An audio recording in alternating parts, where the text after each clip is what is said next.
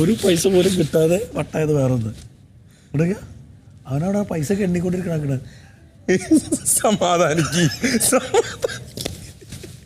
സമാധാനിക്ക് ഷാനവാസ് നോർമലാണ്. ഒന്നുമില്ല ഷാനവാസിന്, ഒന്നുമില്ല. ഇവിടെ ഒരുത്തൻ ഞാൻ ഓനും കൂടി മിക്കവാറും കൂട്ടേണ്ടി വരും. വട്ട് പിടിച്ച് വട്ടം കറങ്ങിക്കൊണ്ടിരിക്കണ്ടായിരുന്നു.